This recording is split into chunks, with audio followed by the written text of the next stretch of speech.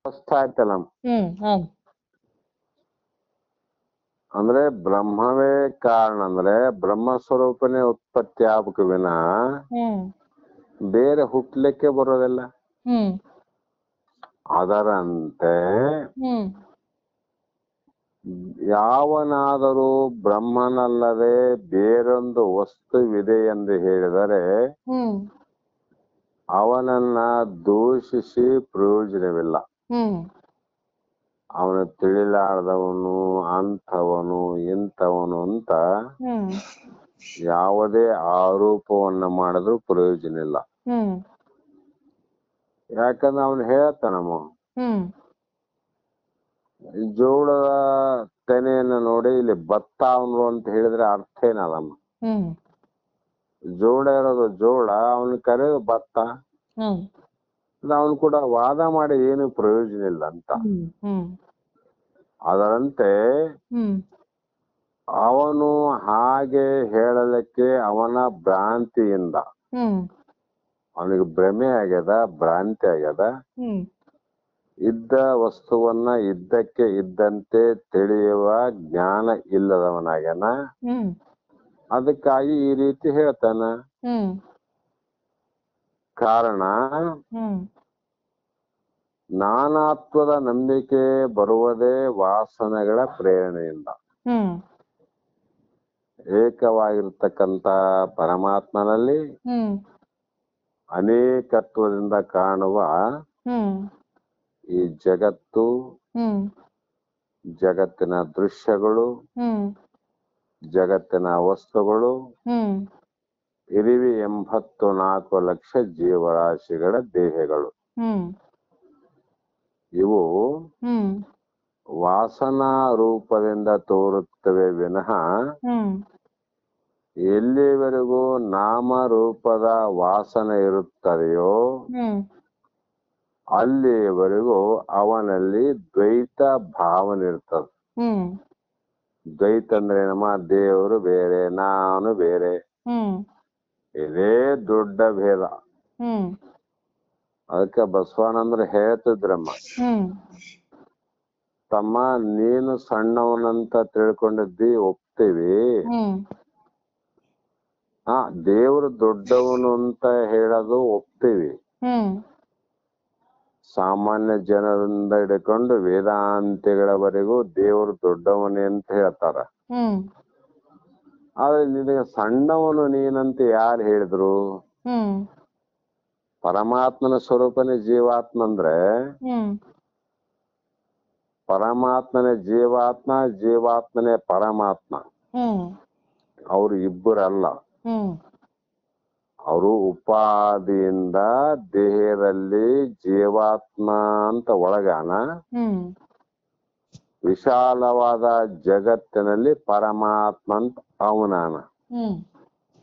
ಈ ದೇಹ ಯಾವಾಗ ನಾನು ಅಲ್ಲ ಅಂತ ಭಾವ ನಿನಗೆ ಹುಟ್ಟಿತು, ಆವಾಗಲೇ ನೀನು ಮಹಾ ಪರಮಾತ್ಮ ಸ್ವರೂಪನೇ ಆದಿ.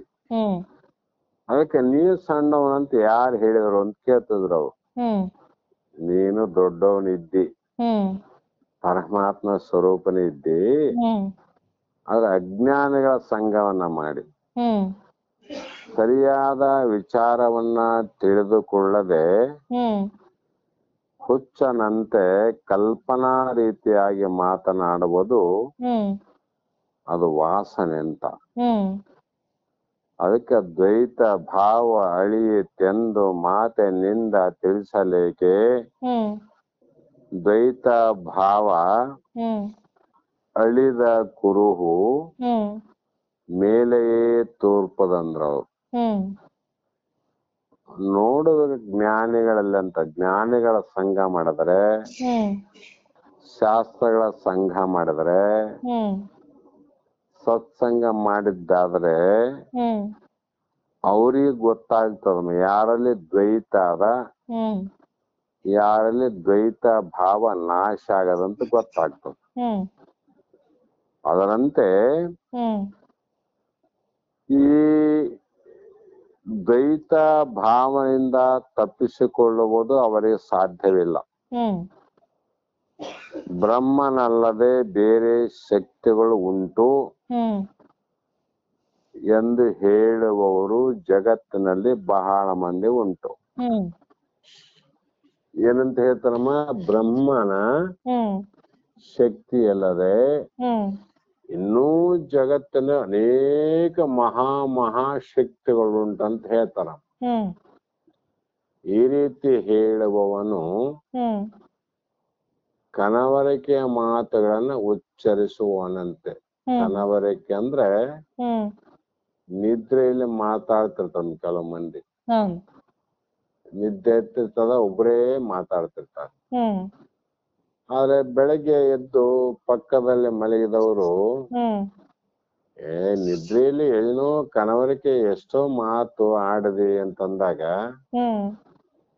ನಾ ಆಡಿಲ್ಲ ಅಂತಾರ ಅವ್ರು. ನಾ ಮಾತೇ ಆಡಿಲ್ಲ, ನನ್ಗ್ ಗೊತ್ತೇ ಇಲ್ಲ ಅಂತ ಹೆಂಗ್ ಹೇಳ್ತಾರ? ಅದರಂತಂತ ತಿಳ್ಕೊರಂದ್ರ ಅವ್ರು. ಯಾಕಂದ್ರೆ ಅವರು ಕನಸಿನಲ್ಲಿ ಹುಲಿಯನ್ನ ಕಂಡು ಯಾವನಾದರೂ ಭೀತನಾಗಿ ಕಿರಿಚಿಕೊಳ್ಳಬಹುದು. ಎಲ್ಲೆಮ್ಮ ನಿಜ ಜೀವನದಲ್ಲಿ ಅಲ್ಲ, ಜಾಗದಲ್ಲಿ ಅಲ್ಲ, ಸ್ವಪ್ನದಲ್ಲಿ ಒಂದು ಕನಸು ಬಿತ್ತು.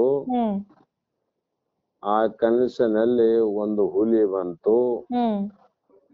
ಹುಲಿಯನ್ನು ನೋಡಿ ಭಯಭೀತರಾಗಿ ಅರಿಚಿಕೊಳ್ಳುವುದು. ಅಷ್ಟರೊಳಗೆ ಕೂಡಲೇ ಎಚ್ಚರವಾಗಿ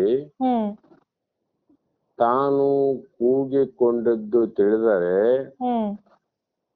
ಅದು ಅರ್ಥವಿಲ್ಲದ ಅವಿವೇಕದ ಕೂಗು ಎಂದು ಅವನಿಗೆ ಗೊತ್ತಾಗುವುದು. ನಾನು ಹಿಂಗಂತ ಕೂಗಿದೆ, ಆ ಕೂಗಿಗೆ ಅರ್ಥವೇ ಇಲ್ಲ, ಯಾಕಂದ್ರೆ ಅಲ್ಲಿ ಸತ್ಯನೇ ಇಲ್ಲ ಅಂತ. ಅರ್ಥವಿಲ್ಲದ ಕೂಗು ಅಂತ ಅದು. ಅದಕ್ಕ ವ್ಯರ್ಥವಾಗಿ ಅವಿವೇಕದ ಕೂಗು. ಅವನು ಬೇರೆ ಬೇರೆ ಶಕ್ತಿಗಳುಂಟು, ಅದು ಉಂಟು, ಇದು ಉಂಟು ಅಂತ ಹೇಳೋರಲ್ಲ ನಮ್ಮ. ಅವ್ರಿಗೆ ಅವಿವೇಕಿಗಳಂತಂದ್ರು ಮಹಾತ್ಮರು. ಹಾಗೆಯೇ ನಾವು ಆತ್ಮನನ್ನ ಮರೆತು ದೇಹಾದಿಗಳನ್ನ, ಅಹಂಕಾರವನ್ನ ನಿಜವೆಂದು ನಿಂದಿರುವ ನಮ್ಮ ಅನುಭವಗಳ ಮಾತುಗಳೆಲ್ಲ ಅರ್ಥರಹಿತವಾದ ಮಾತು. ಯಾಕಂದ್ರೆ ನಾನು